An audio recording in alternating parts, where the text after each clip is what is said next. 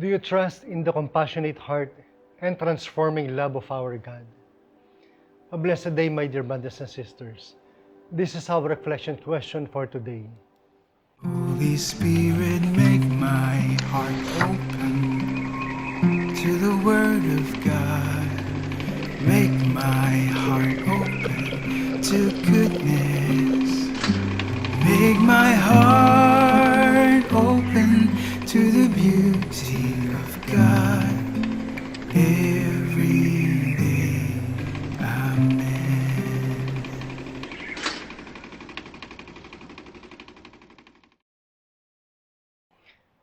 In today's hyper-connected world, it is surprisingly easy to feel completely invisible. We post our best moments online, yet many of us carry an unspoken, heavy silence on the inside. But our Lord Jesus Christ is reminding us of how God responds when we finally bring our hidden pains into His presence. In today's Gospel, as soon as the demon-possessed man was brought to Jesus, the demon was driven out and the mute man spoke. What stands out here is that the man could not speak even for himself. Others had to bring him to Christ.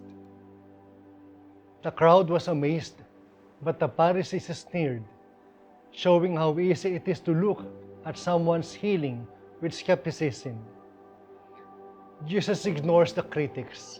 Instead, He looks at the crowd and is moved with pity for them because they were troubled and abandoned, like sheep without a shepherd. Jesus does not look at our messy lives and feel casual pity.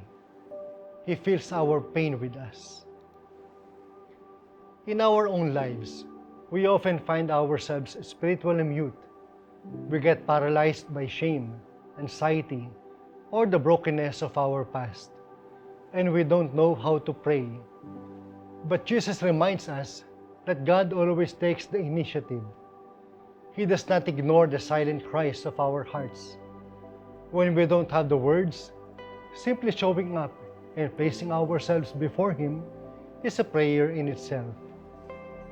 To experience this life-changing mercy, we have to do something that can feel terrifying today. We have to be vulnerable. We have to open the locked doors of our lives so Jesus can heal us. Saint Leopold Mandig, a Croatian Capuchin friar who lived until 1942, standing at only 4 feet 5 inches tall, with a severe stutter and fragile health, he spent nearly 40 years sitting in a tiny, hot confession room for up to 15 hours a day. He became a living channel of God's gentle compassion for thousands of people. He once said, "God's mercy is beyond all our imagination. He knows our miseries, and He will never take for granted the cries of a heart that seeks Him." He used to tell people that if they had a heavy burden, they should leave it entirely in the confessional and trust that God would mend it completely. Jesus ends this passage by telling His disciples, "The harvest is abundant, but the laborers are few." This is not just a call for more priests, but it is a call for all of us. Once we allow Jesus to heal our silent wounds, our mouths are opened to share that joy with others. Pope Francis often reminds us that a church that experiences mercy must become a church that shares mercy. We are called to be the laborers who reach out to the lonely, the anxious, and the broken-hearted in our offices, schools, and homes. Let us pray. In the name of the Father, the Son, and the Holy Spirit. Amen.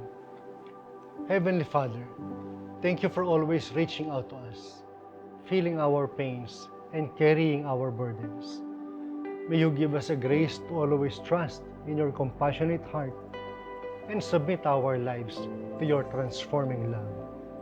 Amen. In the name of the Father, of the Son, and of the Holy Spirit. Amen. God bless our families, brothers and sisters. God bless our Catholic faith and couples for Christ.